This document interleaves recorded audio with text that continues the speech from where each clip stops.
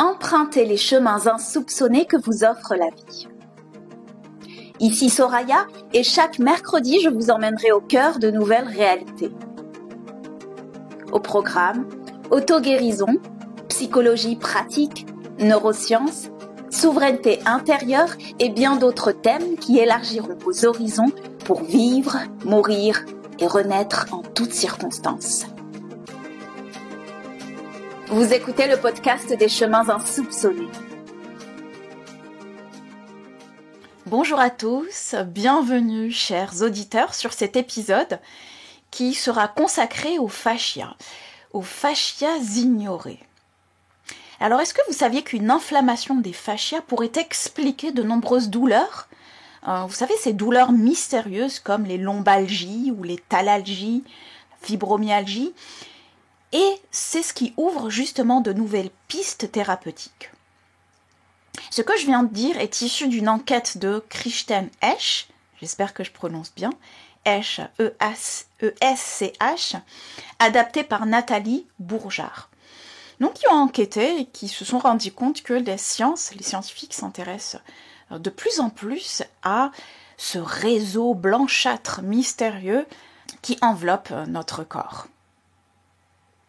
Donc, ces membranes qui peuvent en dire long sur nos émotions, nos douleurs, nos mémoires, eh bien, ont longtemps été ignorées ou même considérées comme inutiles. Comme s'il existait quelque chose d'inutile dans le corps ou dans la nature en général. Vous savez, souvent, les intellectuels, lorsqu'ils ne comprennent pas quelque chose ou qu'ils ne savent pas expliquer quelque chose, minimisent leur importance, pensent que ce n'est pas important, disent que ce n'est pas important et ou inutile. Et pourtant, vous verrez à quel point ces tissus peuvent aider à la compréhension de nos maux et même à leur guérison.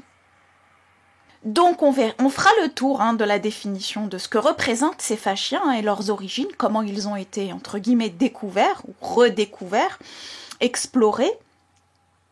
Je ferai un tour forcément par les mémoires cellulaires. Vous savez, ces mémoires cellulaires qui sont imprimées dans nos corps. Et vous verrez le lien avec ces fascias, parce qu'il y a un lien entre les mémoires cellulaires et nos fascias. Et justement, je vous expliquerai en quoi ces fascias sont considérés comme des autorégulateurs physiques et psychologiques à ne pas négliger. Je vous partagerai tout au long de cet épisode mon histoire aussi et comment j'en suis arrivée à cette conclusion, au-delà de l'aspect des recherches, puisque ces recherches-là et ces découvertes sont assez récentes. Et je vous partagerai un petit peu une petite routine à mettre en place dans votre quotidien pour votre hygiène physique par le mouvement, mais aussi hygiène psychologique, ce qui vous libérera de nombreux maux et vous permettra d'explorer un peu plus votre corps et tout ce qui s'y cache.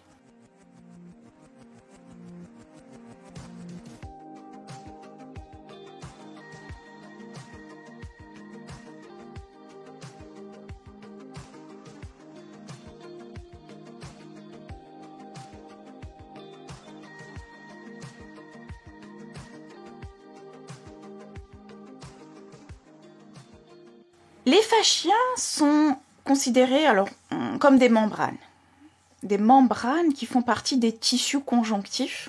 On parle de tissus conjonctifs et il y a différents types de tissus et ceux-là font partie des tissus conjonctifs et enveloppent chacun des composants de notre corps. Mais vraiment chacun des composants de notre corps, depuis la boîte crânienne, du haut de la tête jusqu'au bout des ongles. Que ce soit les os, les articulations, les muscles, les ligaments, etc. On retrouve deux types de fascias. On a les fascias superficiels qu'on retrouve sous la peau et les fascias profonds qui enveloppent les muscles et les organes, comme par exemple le cœur et le cerveau. Autour du cerveau, il y a une couche très fine qu'on appelle les méninges. souvent on connaît ce mot, c'est pour ça que je l'évoque, et bien qui font partie justement de la famille des fascias, qui représentent de fascias, et qui ont un rôle très important pour le cerveau et l'ensemble du corps. Ces fascias-là sont composés principalement d'eau, et ce qui est très intéressant, c'est qu'ils possèdent des terminaisons nerveuses, et donc font partie des éléments les plus sensibles du corps humain. Donc à partir du moment où un organe possède des terminaisons nerveuses, les terminaisons nerveuses servent à la sensibilité. Donc dans notre corps, là où nous sommes sensibles, nous avons forcément des terminaisons nerveuses. Pourquoi je vous dis ça? Parce qu'à une certaine époque, on pensait qu'ils étaient totalement dénués de nerfs. Or, encore une fois, avec les trouvailles récentes, on se rend compte que non. Et vous verrez que c'est quand même, il y a pas mal d'implications, parce que du coup, au niveau de la douleur, si on considère qu'un tissu ne possède pas de terminaison nerveuse, c'est que il ne peut pas signaler une douleur, un dysfonctionnement. Or, c'est le cas. Donc, on peut se dire que des dysfonctionnements peuvent être signalés par ces membranes-là, par les fascias.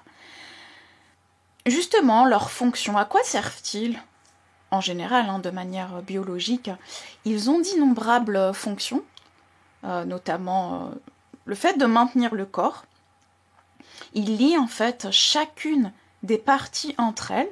Ils ont également un rôle de protection, de soutien, de protection, comme je vous l'ai dit tout à l'heure avec le cerveau, et c'est pas le seul, de soutien. Je sais plus, j'avais lu quelque part, j'aimais bien cette image-là. Vous voyez, quand vous épluchez une orange, vous vous rendez compte, tous les filaments blancs. Vous voyez, tous les filaments blancs qui forment un réseau, qui sont interconnectés entre eux. C'est ça les fascias. C'est ça le réseau des fascias. Sans les fascias, sans la présence de ces tissus qu'on a longtemps négligés, nos organes ne tiendraient pas. En fait, nos organes tomberaient sous l'effet de la gravité. Mais ils ont également d'autres fonctions beaucoup plus dynamiques. Donc par rapport encore une fois au maintien, on retrouve le phénomène de ce qu'on appelle tenségrité, qui est tiré de l'architecture et qui est en fait la capacité d'une structure à se stabiliser par la force de tension et des liens multiples, qui se suffisent par leur connexion. Qu'est-ce que ça veut dire? Tout simplement que, si je devais vous prendre justement l'image qui est issue de l'architecture, j'ai beaucoup admiré, j'admire toujours beaucoup tout ce qui est dôme. J'admire beaucoup tout ce qui est les constructions sous forme de dôme. D'ailleurs, je me dis que ça sera ma future maison, si je devais en construire une. Il y aura forcément une partie sous forme de dôme, donc arrondi. Et en fait, si vous voulez, l'architecture, la manière dont c'est posé, toutes les palettes, si jamais il y a des palettes en bois qui s'interposent, qui vont former en fait un cercle. Vous voyez, c'est un peu comme des allumettes qu'on met les unes sur les autres, sans ce qu'on appelle poteaux porteurs, mais en fait elles se maintiennent entre elles, de par les angles, de par cette forme géométrique spécifique, elles s'auto-maintiennent par la force de la gravité et par une certaine force de tension. Si on prend l'image de cette architecture, les fascias, le réseau de fascias, est ainsi fait. Il se maintient par une certaine géométrie. Donc ça, vous verrez qu'aussi c'est un lien avec nos postures. Et ce qu'on appelle les attitudes posturales vont avoir aussi un impact sur le long terme, sur la santé et la bonne qualité de ces fascias-là.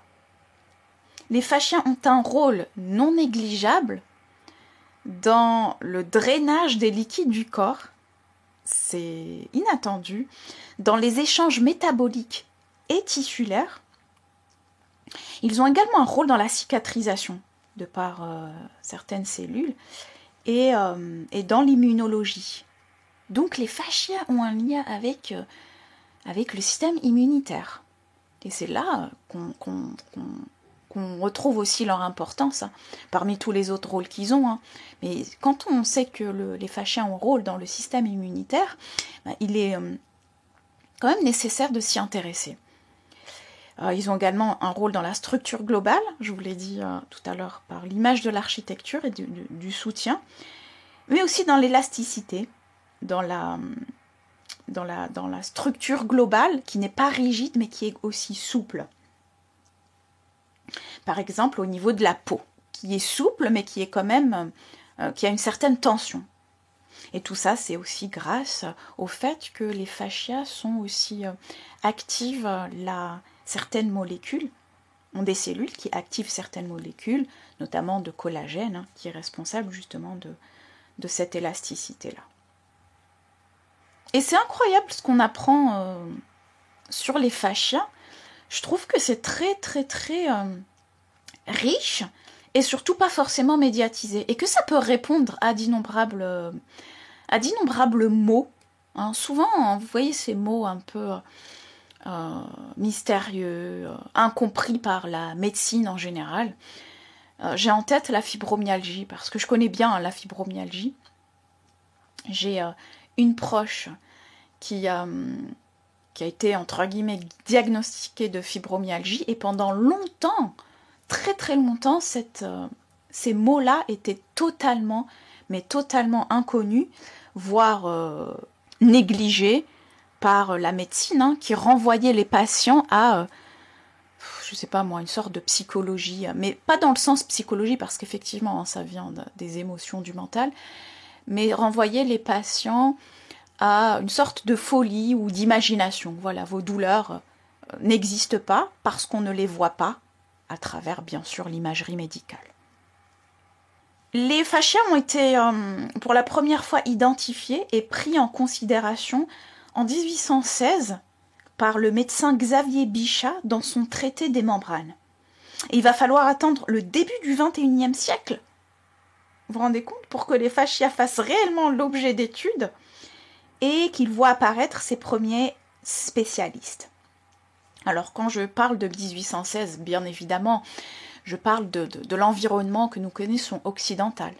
Dans d'autres cultures, dans d'autres visions de l'homme, de l'être humain, qui est plus holistique, millénaire, hein, concernant l'Ayurveda et les médecines chinoises, hein, connaissaient déjà hein, le rapport de ces fascias. Ils ne le nommaient pas comme étant une partie organique, une partie anatomique, mais faisait partie d'un tout. Et l'hygiène de vie abordée par l'Ayurveda et les médecines chinoises impliquait donc, je parle de l'acupuncture par exemple, impliquait donc la santé et l'équilibre de ces fascias-là. Donc ça faisait partie déjà intégrante de leur vision et de leur médecine. Alors que pour les sciences, il a fallu découvrir l'organe. C'est toujours forcément les sciences matérialistes, hein, occidentales. Il faut d'abord découvrir l'organe. On passe par une partie matérialiste, donc je vois l'organe séparatiste, et puis j'essaye d'étudier. Donc vous voyez, entre 1816 et 21e siècle, il y a eu quand même plusieurs siècles hein, qui se sont écoulés, des décennies qui se sont écoulées, et les fascias sont restés un petit peu dans le placard. Et on ne s'est pas forcément intéressé plus que ça. Voilà. Et en 2007, donc il n'y a pas si longtemps, c'est juste en 2007 que se tient à Boston le premier congrès international sur le fascia.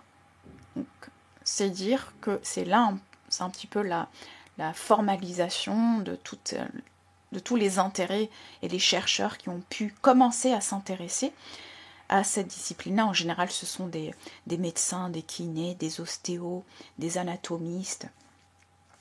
Il y a un ouvrage en particulier dans le domaine qui reste dans le domaine de la recherche et qui est de Thomas Myers, je ne sais pas comment on prononce, Myers, M-Y-E-R-S, l'éducation dynamique pour un corps sain. Donc là, ce sont des pistes, hein, puisqu'on est encore au début. Ce sont des pistes très intéressantes qui montrent à quel point les fascias sont importants et qui montrent comment en prendre soin. Parlons maintenant des mémoires des sens imprimées dans le corps.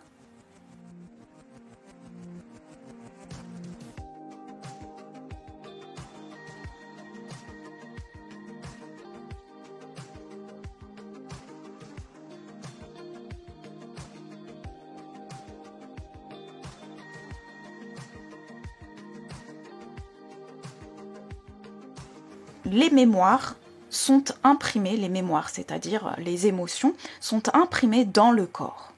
Ok, d'accord, ça c'est un fait. Maintenant, d'où ce que ça vient? C'est que maintenant la science moderne, plus précisément la neuropsychologie et les neurosciences, reconnaissent que les empreintes sensorielles venues d'événements extérieurs, ce qu'on appelle des stimuli, eh bien, peuvent laisser des traces dans le cerveau. Des traces, ce qui est intéressant, c'est que ce sont des traces sans souvenir. Et donc, sans souvenir, ça implique forcément inconscient. Donc ça, ces trouvailles-là, en quelque sorte, ont été très très très très importantes, même si on le savait déjà avant, encore une fois, dans les autres traditions. Mais la science moderne veut découvrir les choses, veut redécouvrir les choses par elle-même et selon une autre vision, d'autres méthodes. Donc ici on parle de neurosciences et de neuropsychologie, en fait, qui confirme quelque part, qui appuie, qui valide toutes les connaissances des traditions millénaires que sont l'Ayurveda, la vision aussi qu'a l'Ayurveda, et la médecine chinoise. Quel est le rapport avec le fascia? Le fascia possède, ce qu'on a découvert, c'est que le fascia possède une mémoire affective qui est liée au système nerveux. Le système nerveux, et plus précisément le système nerveux sympathique. Donc le fascia possède une mémoire affective liée au système nerveux sympathique qui peut grandement être influencée par le stress, l'anxiété, enfin, tous les chocs émotionnels en fait. Donc qui raidissent ces fascias, les crispent. Le système nerveux sympathique, juste pour résumer, pour simplifier, il fait partie du système central. On a deux grands systèmes, je simplifie au maximum, deux grands systèmes nerveux qui sont le système nerveux sympathique qui lui, pour simplifier, va gérer tout ce qui est tension, action, dynamisme, et le système nerveux parasympathique qui lui va être donc son complément, qui va gérer tout ce qui est relaxation, détente, repos. Vous voyez que déjà dans notre biologie, l'équilibre entre l'activité et le repos est vraiment essentiel. Donc si on surutilise le système nerveux sympathique, à savoir un trop plein d'activités, de stress, d'anxiété, tout ce qui tend, tout ce qui crispe, lorsqu'il n'est pas équilibré par la relaxation, la détente, le repos, forcément va créer des dysfonctionnements, des déséquilibres. C'est comme si le système nerveux, quelque part, lâchait, et ce qu'on retrouve avec des épuisements physiques et mentaux, souvent, et aujourd'hui on appelle ça burn-out, mais ces épuisements-là sont liés à un manque d'équilibre entre les deux systèmes. Donc si les fascias possèdent une mémoire affective, c'est que les émotions, nos émotions, influencent les fascias, la qualité de ces tissus.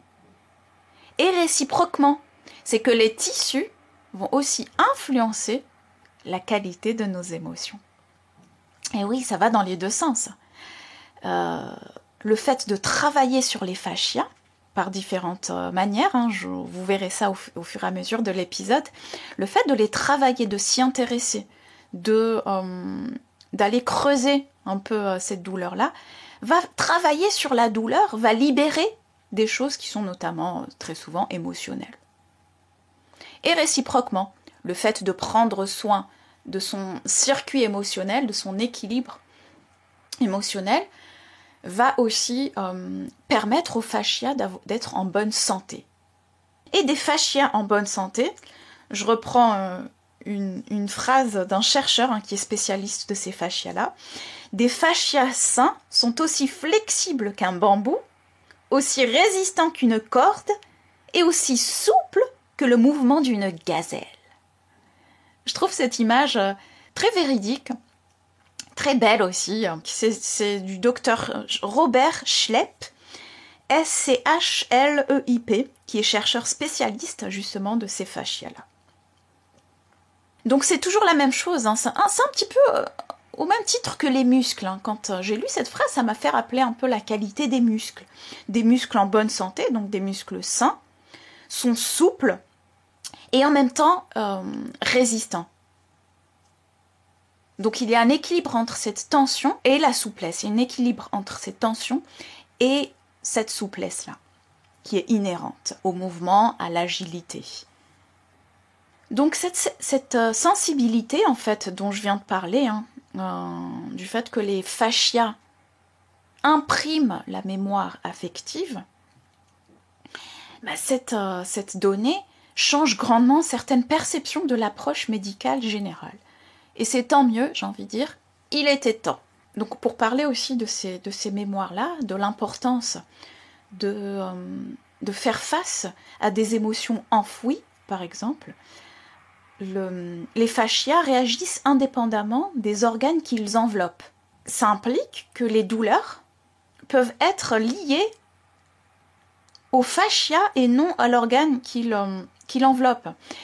Et ce n'est pas évident à détecter en fait. Et comme je vous le disais, à l'époque, on ne reconnaissait absolument pas que les fascias étaient innervés, donc n'étaient pas reliés au système nerveux, ce qui les donnait, ce qui les faisait rendre insensibles quelque part.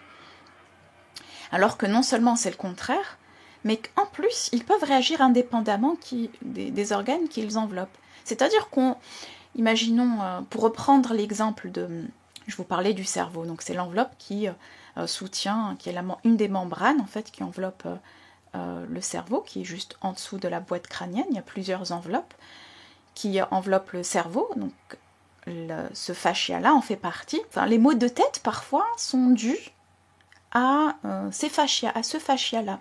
Et savoir ça permet un soin adapté. Aussi, le fait qu'il forme un réseau interconnecté, donc une douleur à un endroit, peut avoir une cause à un autre endroit, ailleurs. Ailleurs, non seulement dans le corps physique, mais aussi dans le psychisme. Donc, ce qui est encore très intéressant, c'est que vous pouvez avoir des douleurs qui sont émises par ces fascias-là, qui signalent quelque chose, hein, qui sont reliées bien évidemment à des tensions émotionnelles, hein, des tensions intérieures. Mais on va avoir tendance à vouloir soulager cet endroit-là, alors qu'en fait, peut-être que la douleur vient d'un autre endroit. Et c'est là tout l'art soit de se connaître, de très bien se connaître, de s'explorer, et ou de faire confiance à des personnes, hein, des professionnels qui connaissent parfaitement et qui ont cette sensibilité-là d'aller chercher les douleurs enfouies et de libérer les émotions qui y sont associées. Donc bien évidemment le stress, encore une fois, l'anxiété, mais aussi les réactions émotionnelles, vous voyez, au fur et à mesure du temps, elles sont impliquées dans la bonne ou dans la mauvaise santé des fascias. Donc encore une fois, c'est dans les deux sens. C'est-à-dire que travailler sur les fascias va équilibrer notre circuit émotionnel. Mais le contraire est aussi vrai, c'est à double sens. Et le fait de travailler sur notre circuit émotionnel de manière consciente va aussi renvoyer un message positif à ces membranes-là. À un moment donné de ma vie, ça m'avait vraiment fasciné ce lien, on appelle aussi psychosomatique, entre ce qu'on appelle le corps et l'esprit, plutôt le corps et les émotions et le mental, dans la sphère physique, hein, la plus dense, hein, corps, émotion, mental, qui est une partie de nos identités. Eh bien, par rapport à ce que je vivais, je l'ai vraiment compris au fur et à mesure par la souffrance, mais aussi par les explorations, par les expérimentations, par l'étude et la volonté de vouloir guérir, en fait. Puisque autour, rien n'était propice à cela, et encore moins le secteur médical. Bon, aujourd'hui, ça change. Je pense que aujourd'hui, si j'avais eu exactement le même parcours, imaginons, je me serais retournée beaucoup plus facilement vers ce genre de thérapie, et du moins en essayer de comprendre les tenants et les aboutissants, et puis le pratiquer dans la vie quotidienne, l'intégrer dans la vie quotidienne, et l'intégrer comme faisant partie d'un mode de vie, et non pas juste des actions à entreprendre durant la période qui est douloureuse, durant 3 jours, 1 semaine, 3 semaines, 21 jours, les défis de 21 jours. C'est vraiment des informations et des connaissances à intégrer en soi, mais aussi à intégrer de manière pratique dans le quotidien, que ça fasse partie intégrante du quotidien, sans forcément se poser de questions, tout comme manger, boire, dormir. Et c'est là la force de la création de votre propre monde, de votre propre hygiène de vie. C'est d'intégrer des éléments, qu'ils soient de manière pratique ou des éléments de manière mentale, psychique, de sorte à ce que vos attitudes soient non plus calculées, qu'elles soient soumises à je sais pas moi, aux hormones ou à la pluie ou au beau temps, mais qu'elles soient intégrées à une hygiène de vie globale. Et c'est là une des clés pour une autonomie souveraine.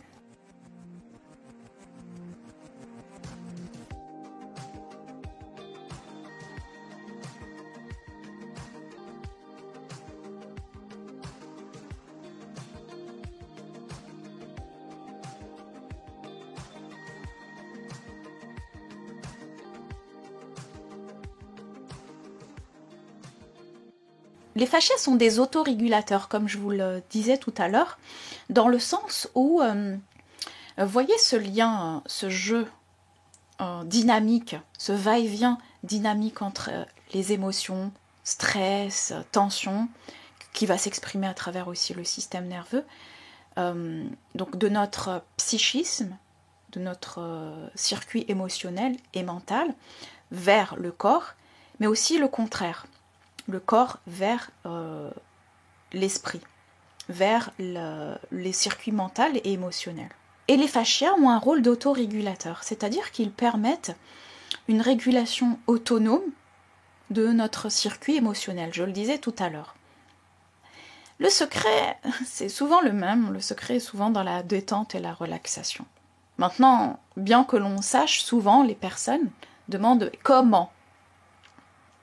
Comment, en fait, c'est le moyen d'atteindre un état naturel chez nous. Donc c'est difficile de répondre. Donc il y a d'innombrables méthodes techniques, des méthodes pour atteindre un état qui nous est naturel. Et je pense qu'on s'est tellement fourvoyé dans un état de stress, d'anxiété, de méconnaissance en fait, de l'impact des pensées et des émotions sur notre santé globale, qui nous déconnecte de certaines connaissances innées, d'un bien-être inné, d'une santé optimale, fait que maintenant on doit repartir, faire marche arrière, réapprendre à marcher. Imaginez si tout au long de votre vie, vous n'avez pas su marcher, je dis n'importe quoi, imaginons qu'on ait marché sur la pointe des pieds, donc on ait développé une certaine posture, une certaine structure anatomique, et donc une certaine manière de penser, donc une certaine psychologie, et donc une vision et une certaine perception aussi du monde qui nous entoure et de nous-mêmes. Et qu'un jour, à un certain âge, on nous dise « Allez, en fait, tu as très mal marché tout au long de ta vie, maintenant tu dois réapprendre à marcher. » Voilà, tu déposes le pied de cette manière-là et on fait des exercices de marche pieds nus. Je rigole, mais en fait, ça existe vraiment et je l'ai moi-même pratiqué. Je vous raconterai ça lors d'un prochain épisode. On a vu les nombreux rôles que jouent les fascias et malgré tout, ils sont minimisés dans certaines thérapies et dans notre quotidien parce qu'il ne s'agit pas d'attendre d'avoir mal pour prendre soin de son corps, mais malheureusement c'est très souvent le cas par ignorance, manque de conscience de ce qui est bon ou non pour nous. D'où le fait, je vous le dis et le répète très souvent, d'où le fait de retrouver les connaissances nécessaires afin d'établir une vie harmonieuse et pleine, plutôt que de subir des mécanismes, des mémoires, des programmes et des circonstances extérieures. Donc, mieux vaut prévenir que guérir. Moi, j'aime beaucoup, même si je parle d'autodégrison dans cette première saison qui contient 12 épisodes. Hein. Donc là, vous écoutez le 5e. On est bientôt à la moitié, tiens. Donc même si je vous parle de guérison, en fait, mon adage principal, c'est réellement celui-ci. Mieux vaut prévenir que guérir. C'est pour ça que construire une hygiène de vie, basée sur vos connaissances, basée sur votre connexion à vous-même, basée sur vos aspirations, basée sur certains principes inhérents à la vie, va vous permettre de créer une manière de vivre que ne nous offrent pas les conditions du système, qui visent plutôt le contraire.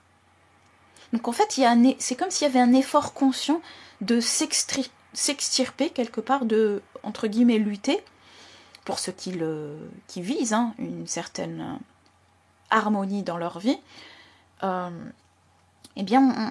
quelque part on se rend compte à un moment donné qu'on est obligé de s'extirper d'un système qui prône la méconnaissance de soi et qui donne des réponses, en fait qui offre les problématiques, donc c'est le mode de vie avec l'alimentation, les pollutions, etc. J'en ai déjà parlé lors de, je crois que c'était au 3e épisode, des poisons pour le corps. Donc cette société nous offre en même temps tous les poisons, tout en nous disant ne vous inquiétez pas, on prend soin de vous, donc déconnectez-vous des connaissances innées que vous avez et je répondrai à vos besoins. Je vous donnerai votre sécurité. Votre sécurité par la médication et la technologie, et non par la connaissance de vos pouvoirs de régénération, d'auto-guérison et d'un mode de vie sain. Pas du tout, parce que tout simplement ce n'est pas rentable. Ça c'est une première chose. Et deuxième chose, il y a certainement d'autres intérêts. Parce qu'on pose souvent la question à qui profite le crime. Donc, malgré tout, les choses changent, bon, très doucement, mais disons doucement et sûrement. Mais sûrement. Et par rapport à ces recherches-là, par rapport à cet intérêt-là, en fait, croissant sur les fascias et son impact sur notre équilibre psychique et physique, il y a une discipline quelque part qui est née, qui est la fasciathérapie. Donc thérapie, ça vise des éléments de soins, ça vise un objectif de soins à travers les fascias. C'est une thérapie qui est souvent principalement pratiquée par les kinés, peut-être aussi un peu les ostéos, qui est une thérapie plutôt manuelle, puisque vous en doutez bien. On va travailler pas mal sur la palpation, la détente de certains endroits spécifiques. Je vais vous en parler tout à l'heure. D'ailleurs, à ce propos, il y a une unité de recherche qui s'appelle CERAP, C-E-R-A-P, et une autre unité qui est UFP, conduit depuis plusieurs années une évaluation de la fasciathérapie et de ses applications cliniques. Donc dans différents domaines, on peut le voir dans l'application dans le sport, bien évidemment tous les maux du quotidien occidental, j'ai envie de dire civilisationnel, quoique ce n'est plus vraiment occidental puisque ce mode de vie-là s'est étendu à travers le monde. Stress, anxiété. Il y a même des réponses pour la fibromyalgie, je vous en parlais tout à l'heure, et puis tous les maux qui s'y rapportent, les lombalgies, etc., etc. Les hernies discales, les douleurs pectorales. Dans le sport, on traite souvent les maux des genoux à travers les fascias, puisque les chocs que subissent les fascias sont des chocs émotionnels, mais aussi des chocs physiques. C'est pas uniquement émotionnel, d'où le fait que le sport s'y intéresse. Aussi la périnéologie, donc ça c'est dans le cadre d'une rééducation périnéale. Voilà, même des contractures, etc. D'innombrables applications en fait de cette fasciathérapie, et c'est ce qui est très intéressant. Moi, ce que je retiens ici, c'est que le mouvement est indispensable à notre équilibre physique et psychique, mais pas n'importe quel mouvement.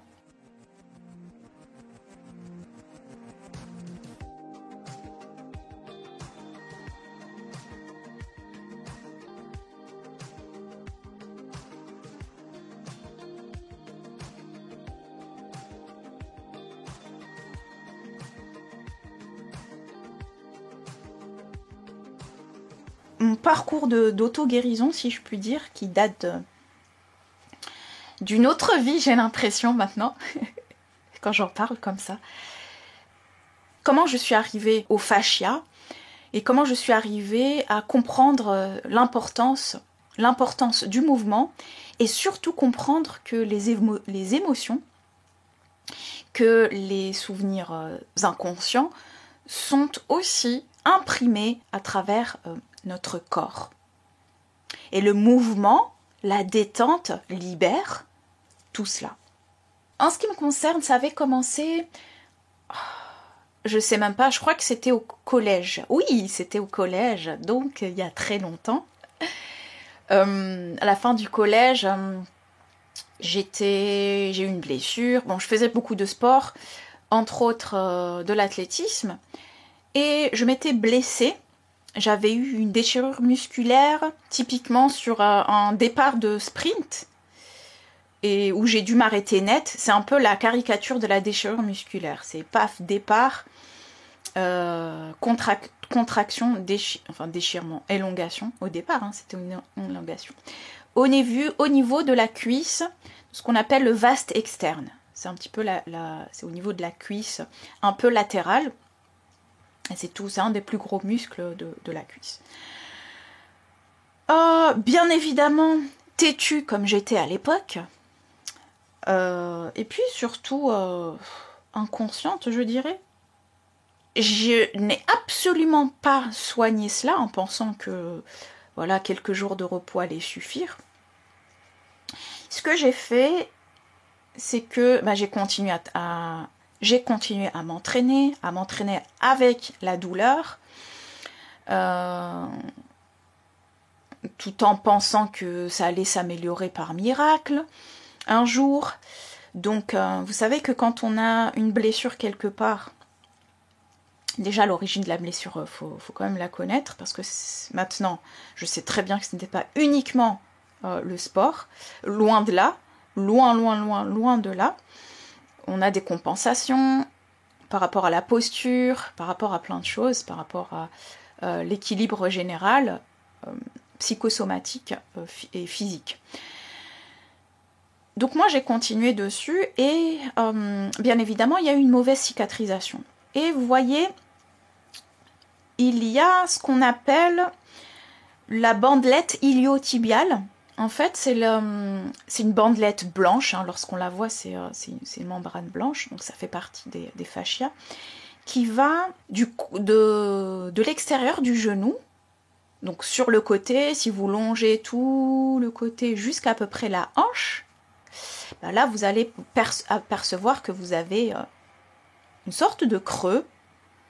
Et si vous touchez, c'est ça la bandelette iliotibiale. Et donc celle-là, elle est liée, elle recouvre une partie du muscle qui s'était blessé. Et donc ce fascia, cette bandelette souffrait, ce muscle souffrait, cette bandelette souffrait, je souffrais, tout le monde souffrait.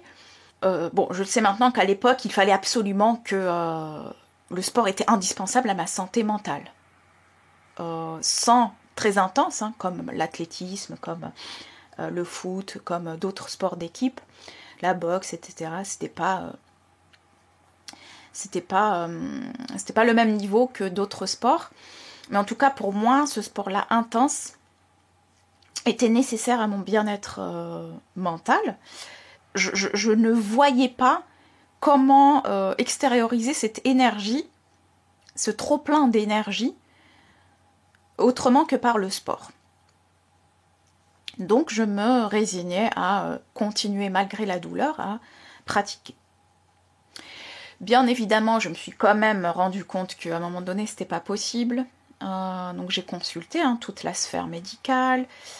Mon Dieu, à l'époque, j'avais une méconnaissance au collège, une méconnaissance inouïe, abyssale de mon corps, comme beaucoup de personnes, je pense, mais surtout que je l'utilisais comme une machine qui doit m'obéir et sans du tout, sans aucune écoute et encore moins sans rapport de confiance avec le corps. Pour moi, c'était juste une machine et qu'il fallait m'obéir. Donc voilà, c'est de cette période-là que j'ai j'ai côtoyé le monde médical, je suis passée par plein de diagnostics, j'ai connu les kinés, les ostéos, une trop forte médication, mon Dieu, les anti-inflammatoires que j'ai pris, tous les poisons que j'ai ingurgités, tous les poisons médicaux que j'ai ingurgités, parce que voilà, c'est ce que te propose le médecin en général, avec quelques petits massages, des ultrasons chez le kiné, basta. On m'a donné des myolaxants, enfin des trucs pour détendre le muscle. Le kiné, les séances de kiné qui s'enchaînaient sans résultat. Et en fait, la mauvaise cicatrisation donc, du muscle a engendré une sorte de... En fait, si vous voulez, quand le muscle se cicatrise mal, les fibres ne sont pas régulières. De manière plus tactile, on ressent qu'il y a une sorte de boule parfois. Et jusqu'à aujourd'hui, je la ressens toujours. Bien évidemment, beaucoup de choses se sont passées depuis. Je vous raconterai ça un autre moment. D'où ce processus d'auto-guérison et d'où ces découvertes qui ont été extraordinaires pour moi. Mais elles sont parties de souffrance et de douleur physique et bien évidemment psychologique. J'ai eu d'innombrables diagnostics, j'ai même vu des rhumatologues qui m'avaient dit que j'avais un début de rhumatisme. Qu'est-ce que j'avais encore? Bref, ah oui, j'ai eu le syndrome de la bandelette. Je me souviens. Je me souviens de ce mot, il me faisait rire. Et j'étais contente au début que le... Qu'est-ce qui m'avait dit ça? C'était peut-être un rhumatologue qui m'avait dit que, voilà, souvent les coureurs ont cette tension au niveau de la bandelette iliotibiale.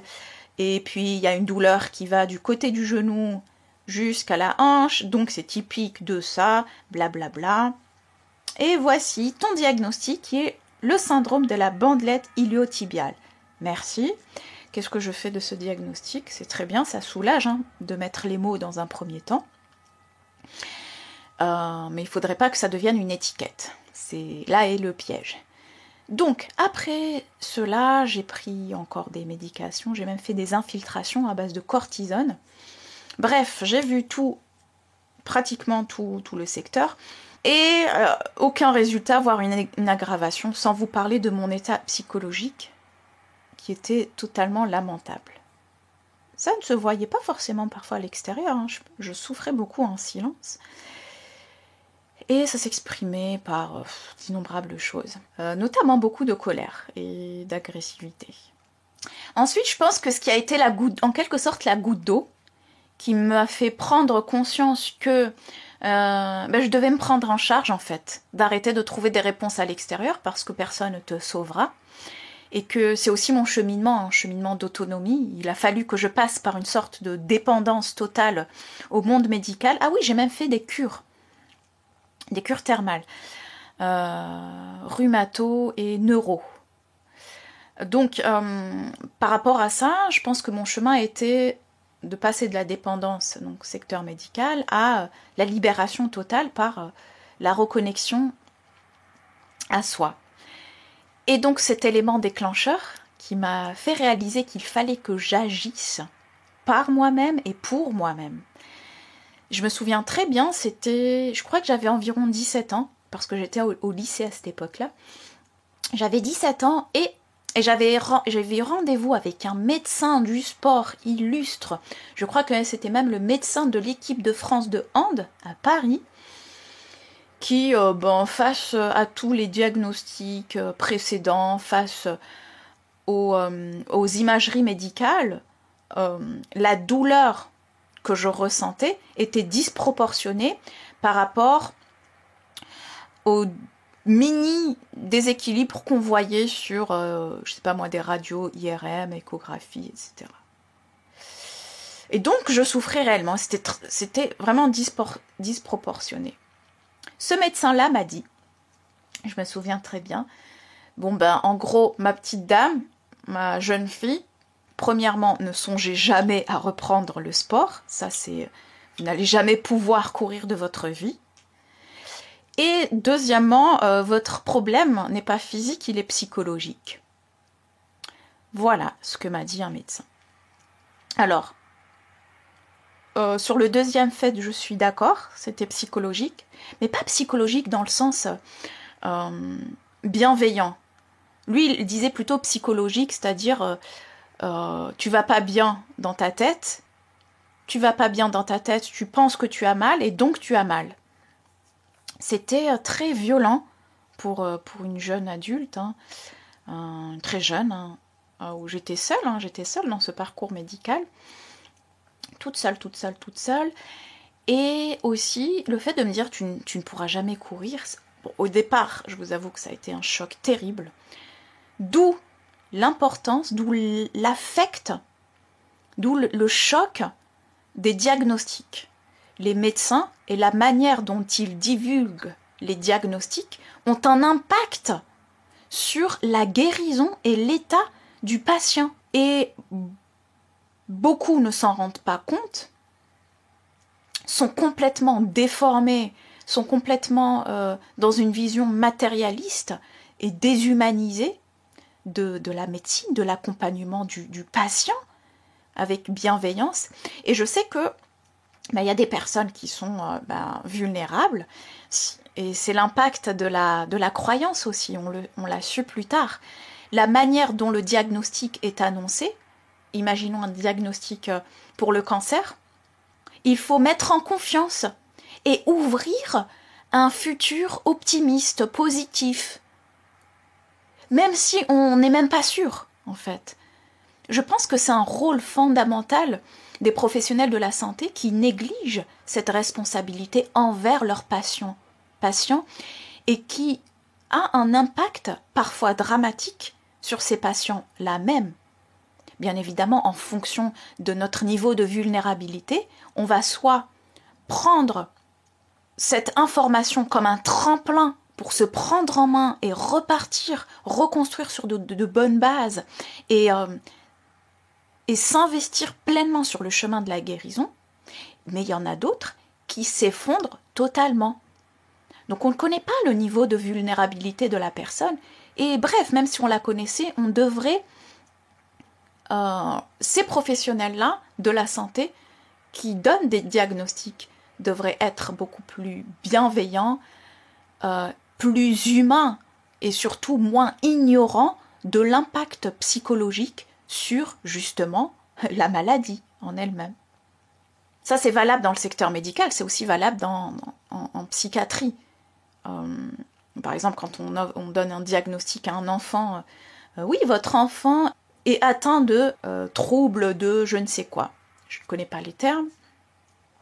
Et la manière dont cela va être annoncé aux parents va soit faire effondrer quelque part, va les effondrer. Il y a souvent cette phase de choc qui est normale. Mais nous ne devons pas rester dans cette phase de choc. Elle doit être la plus passagère possible.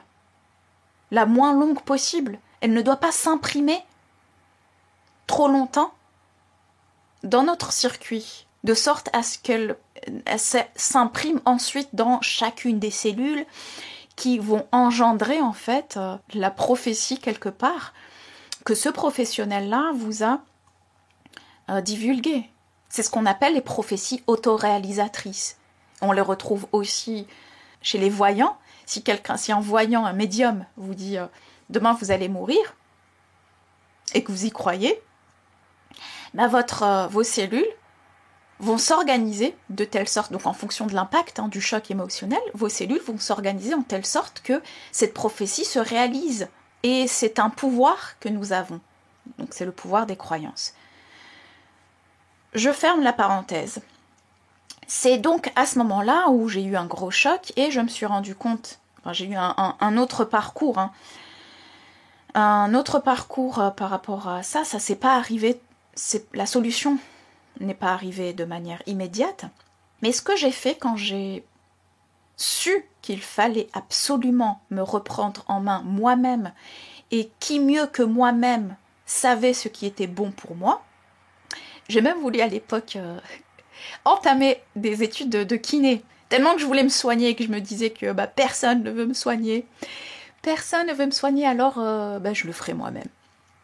Et j'ai vraiment failli reprendre les études de kiné. D'ailleurs, je me suis intéressée, justement, c'est grâce à ça que je me suis intéressée de manière approfondie à l'anatomie, la physiologie, la kiné en général, et toutes ces implications. Et que j'ai développé moi-même ma propre hygiène, si je puis dire. J'ai découvert, au fur et à mesure de ce parcours qui a duré des années et des années, c'est pas arrivé en 3 mois, qui a duré des années, j'ai découvert les rouleaux de massage. Alors avant ça, il y a eu les massages qui faisaient du bien. En fait, par rapport aux douleurs que j'avais, aux tensions que je ressentais, j'avais tellement envie de me détendre physiquement. Au début, je ne le faisais pas aussi de manière consciente. C'est-à-dire que je ne m'interrogeais pas forcément sur mes perceptions, sur une observation des émotions, et même s'il y avait une certaine observation, je ne savais pas comment faire pour pouvoir agir dessus. Et je ne faisais pas forcément le lien entre ces tensions-là, et les tensions que je ressentais dans cette cuisse. L'entourage savait qu'il fallait absolument pas toucher cette cuisse. Elle était hyper douloureuse. Ne serait-ce que de l'effleurer, j'avais un réflexe de protection et je pouvais faire mal à certaines personnes. Je ne pouvais même pas faire asseoir mes neveux sur la cuisse. Bref, mon entourage proche le savait, mais c'était comme ça. C'était juste... on dirait que ça faisait partie de mon identité. Bien évidemment, je ne me suis jamais résignée. Il fallait que je trouve une solution. Donc au fur et à mesure des années, j'ai découvert les massages, les forts massages. C'était comme si il fallait que je détende fortement. Et en appuyant d'une certaine manière à certains endroits, points clés, me faisait vraiment du bien. Mais j'ai noté que la force manuelle, surtout lorsqu'on se le fait qu'à soi-même, lorsque ce sont des automassages, parfois on n'a pas assez de force. Et parfois aussi, on n'a pas accès à certains endroits du corps, notamment au niveau du fessier et des lombaires. Donc, j'avais aussi d'innombrables tensions au niveau du bassin. Et les massages forts à ce niveau-là n'étaient pas forcément accessibles en automassage. Il fallait être très doué. Bref, c'était impossible. Et il était hors de question que je prenne des anti-inflammatoires, que je trouve une réponse médicale, puisque je sentais qu'il fallait que j'agisse autrement. J'ai découvert sur le parcours les rouleaux de massage.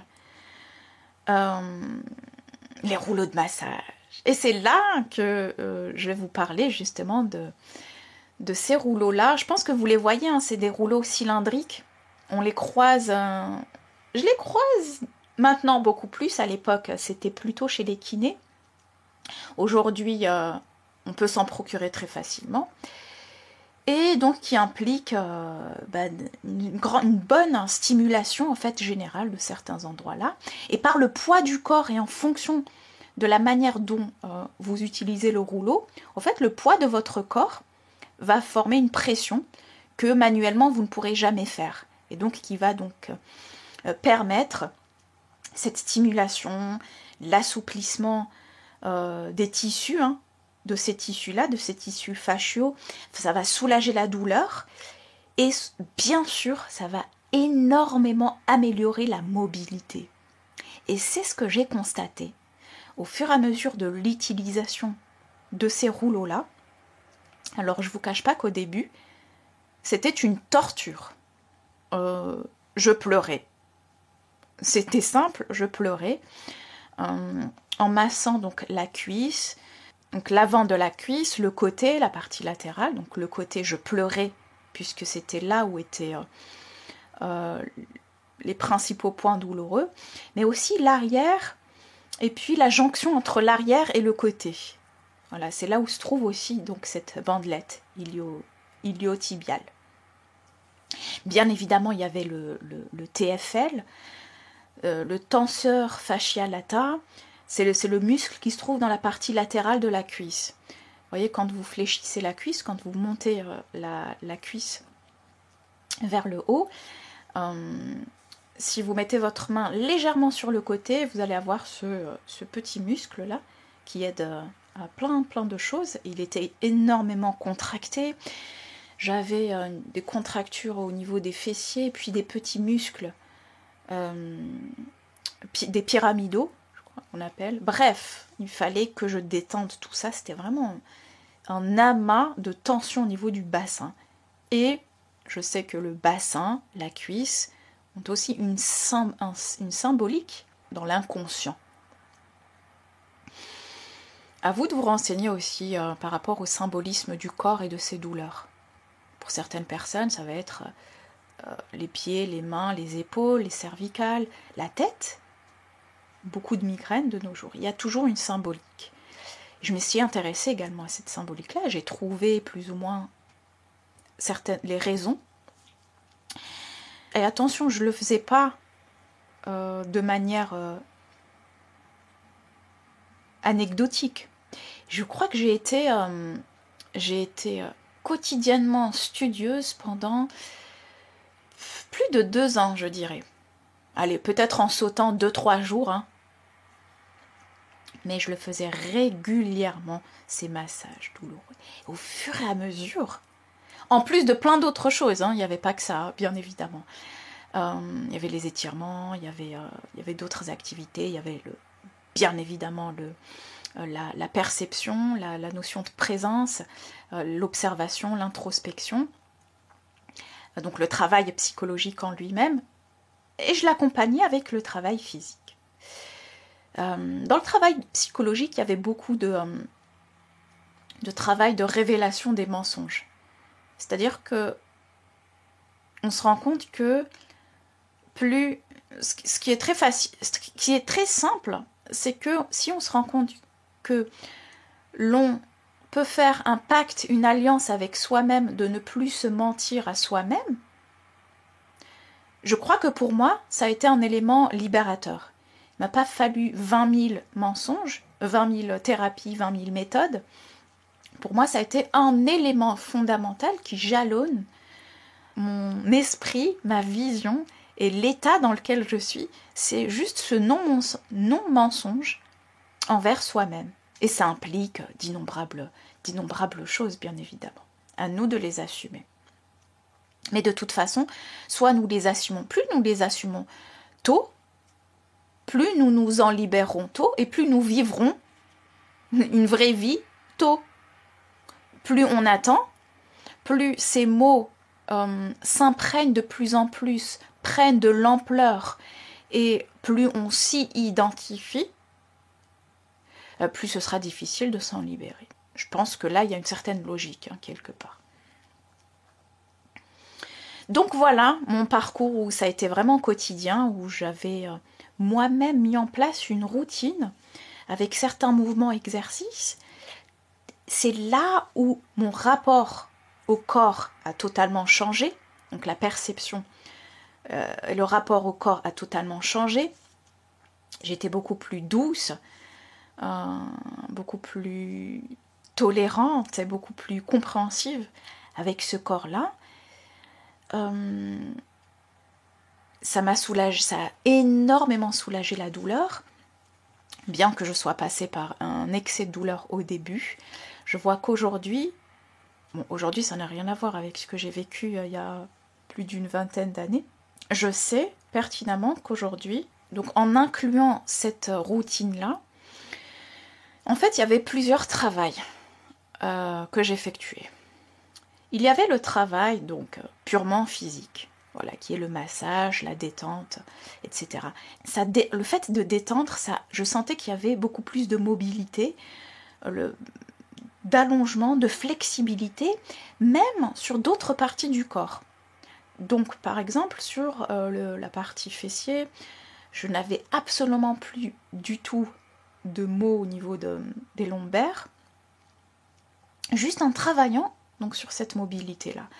Je l'accompagnais d'étirements, je l'accompagnais d'exercices spécifiques, des exercices qui ressemblaient un peu, on va dire qui ressemblent un peu aux des exercices, des mouvements de pilates, un mélange de pilates, de posture yoga, bon, même si le yoga ne se résume pas à des postures, bien évidemment, de gym, hein, qui sont aussi de gymnastique, de danse classique. Voilà, et pour moi c'était tout nouveau, ce rapport au corps, puisque j'étais plus dans des activités expansives, intenses. Le rapport au corps est totalement différent.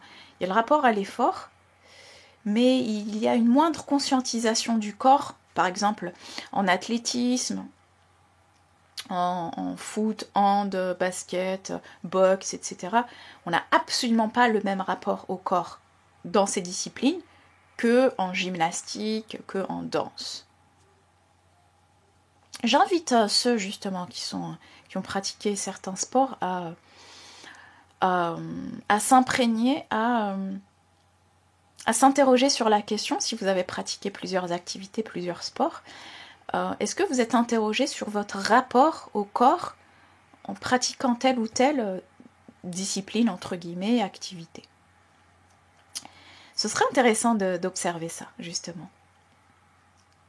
Et donc, en combinant différents éléments, qu'ils soient voilà, en termes de mouvement physique, il y a le travail. Bon, j'aime pas trop le terme travail sur soi, mais il y avait une volonté de se libérer de quelque chose. Par la suite, j'ai su de quoi. Et à côté de ça, il y avait aussi une volonté d'être autonome, une volonté de rétablir cette force, cette puissance qui allait avec cette auto-guérison. J'étais non seulement effrayée par la responsabilité qu'implique une certaine liberté, je me suis libérée du système médical. Je ne dis pas qu'il est inutile, mais dans mon cas, il a été destructeur. Donc je me suis libérée de cette dépendance-là, ce qui a impliqué une grande responsabilité. Donc j'étais effrayée quelque part par cette responsabilité, qui impliquait aussi une connaissance, une constance, une intégrité, une implication, un engagement avec soi-même. Mais j'étais aussi à ma place dans ce processus de connaissance et de découverte de soi, et fascinée par ces découvertes-là. Bien qu'effrayée, j'étais aussi fascinée par ce que j'avais pu découvrir de moi-même. D'où, quelque part, cette volonté sans cesse de vouloir transmettre, apprendre, découvrir, connaître, transmettre, etc. C'est un processus chez moi qui est permanent. Et c'est après que je me suis rendu compte que la fasciathérapie, par exemple, existait. C'est-à-dire que moi, je pensais que c'était ce type de massage, de pratique, de gestuelle, était lié à la kinésithérapie en général. Mais en fait, c'est une discipline à part entière, puisque dans le cursus des kinés, ils peuvent se spécialiser, choisir à un moment donné, je crois que ça doit être à la fin de leur parcours, le cursus de fasciathérapie. Donc ils vont s'intéresser exclusivement, ils vont aborder exclusivement, approfondir la thérapie, le soin à travers les fascias, sous différentes formes. Il y a d'innombrables formes. À vous d'explorer vos fascias maintenant. Je vais vous proposer des petites routines à expérimenter.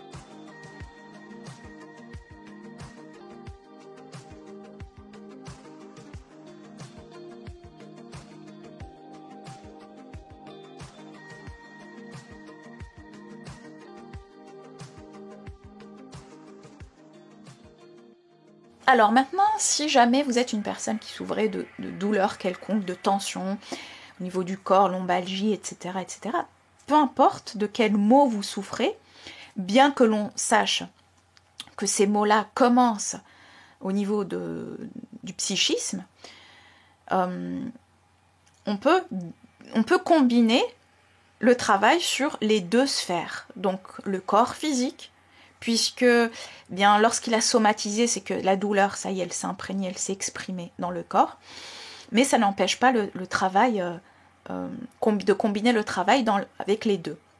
Ça n'empêche pas de travailler les deux sphères, psychique et physique, sans forcément donner de l'importance à l'une à l'autre, hein. C'est vraiment en fonction de vous, de comment vous sentez et ce sur quoi vous voulez plus porter attention dans un premier temps. Mais sachez que les deux sont essentiels. Il ne suffit pas de se masser, il ne suffit pas d'aller voir le kiné, il ne suffit pas de rouler sur un rouleau de massage pour pouvoir du jour au lendemain se libérer de ses émotions, de ses mémoires, se soulager, ressentir un bien-être quelconque. Non, ça ne fonctionne pas comme ça.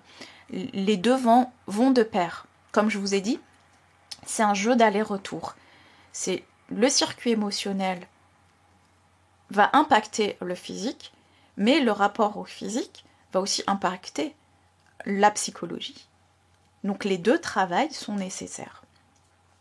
Si je devais maintenant conseiller, donc pour une personne qui a, je vous ai évoqué les douleurs spécifiques, soit bien évidemment, vous faites des recherches sur un un fasciathérapeute près de chez vous et qui vous donnera toutes les solutions, toutes les clés.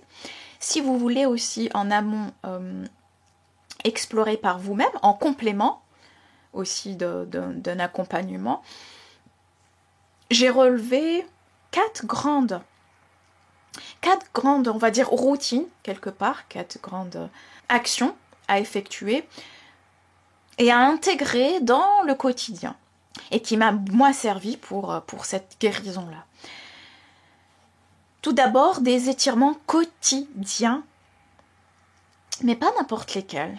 Pas n'importe lesquels. Des étirements quotidiens, des petits étirements quotidiens, par exemple en vous levant le matin, c'est à ce moment-là où on peut sentir les plus grandes tensions. On peut dire que même parfois on se sent rouillé. Mais prendre le temps de s'étirer en étirement, des étirements globaux, tout le corps, pendant 5-10 minutes, pas très longtemps. Ça permet non seulement de se détendre physiquement, mais ça permet aussi une présence à notre corps, plutôt que dès le matin être dans le mental, penser à toutes les tâches qu'on doit effectuer. Non, les étirements peuvent amener à une présence, donc avec une certaine intention, pendant ces 5-10 minutes par exemple. À côté de ça, les massages manuels sont aussi très importants. Là où vous pouvez vous masser, vous faire appel à des masseurs. Cette palpation est aussi importante pour la détente, je pense que vous le savez, la détente, la relaxation. Donc ces massages-là, manuels par exemple, si vous ressentez souvent des douleurs, je sais pas moi, au mollet, des douleurs au niveau de l'épaule, peut-être se masser régulièrement à ce niveau-là avec certains produits adéquats. En plus d'en trouver la cause, hein, il ne suffit pas juste de masser. Donc moi je sais que par exemple, voilà, comme je vous disais, les massages manuels, bien qu'ils ne suffisaient pas, au début me servaient énormément à me détendre et à travailler sur ces tensions-là et ces fibres en fait qui se sont en quelque part ankylosées. Il y a le massage au rouleau. Il y a des gros rouleaux. Moi j'avais pris le gros rouleau cylindrique hein, parce que c'est ce qu'il me fallait, avec des sortes de pics hein, pour bien appuyer sur la douleur, sur la tension, etc. Et ça soulage. On peut masser mais aussi dynamiser hein, parce que en fonction de la rapidité et de l'intensité, hein, c'est aussi une stimulation hein, de la circulation sanguine et aussi une stimulation musculaire. Les massages au rouleau, on peut en trouver des rouleaux plus petits, on peut retrouver même des balles, etc. en fonction de là où vous voulez masser. Par exemple, des balles, on retrouve des balles qu'on peut mettre au niveau des lombaires. Comme au niveau des lombaires, on ne peut pas s'auto-masser. Il y a certaines postures à adopter pour justement créer une tension avec le poids du corps sur la balle lorsqu'on est allongé. Ça détend, ça soulage des tensions musculaires. Ça peut être juste aussi être après le sport, par exemple. Et puis, j'introduis également, je vous invite aussi à introduire des exercices de proprioception. C'est justement ce que j'ai introduit à travers mes exercices. Je ne saurais pas les nommer. Hein. Peut-être qu'un jour je leur donnerai un nom, parce que ça combine d'innombrables choses que j'ai explorées au fur et à mesure du temps et qui me sont utiles en fonction de l'activité que j'exerce, de l'endroit où je me trouve, de la phase dans laquelle je me trouve, de la saison, etc. etc. Mais dans ces exercices-là, il y a ce qu'on appelle des exercices de proprioception, d'équilibre, de coordination. On les retrouve dans les postures de yoga, pilates, et qui lorsqu'elles sont pratiquées régulièrement, ont un impact considérable sur notre état psychique, mais aussi sur notre rapport au corps, notre rapport direct au corps. Et ce rapport au corps, lorsqu'il s'intensifie, ça signifie qu'on en est plus à l'écoute. Et être plus à l'écoute du corps signifie vivre en harmonie avec ce corps-là et répondre à ses besoins, à ses réels besoins, de manière la plus adéquate possible. Voilà, je résume.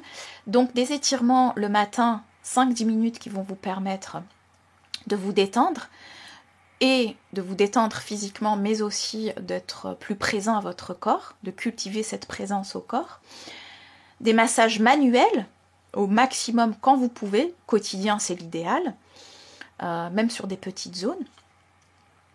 Ensuite les massages au rouleau ou à la balle de massage, je ne sais pas comment on l'appelle, mais je pense que vous voyez de quoi je parle, à introduire en fonction des zones que vous voulez, sur lesquelles vous voulez travailler, et varier aussi les zones, et des exercices de proprioception, d'équilibre, de coordination, à introduire dans votre routine. Pourquoi pas le matin par exemple, juste après les étirements du matin, ou alors dans la journée.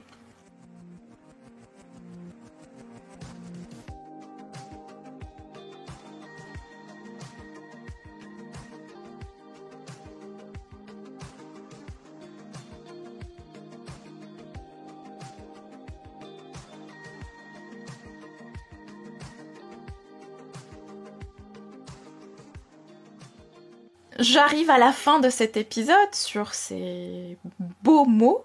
Cet épisode qui me tenait à cœur, et j'espère que vous avez au moins appris une chose et que ça vous donne envie de vous intéresser à vos fascias, à vos structures et à l'importance de les maintenir sains.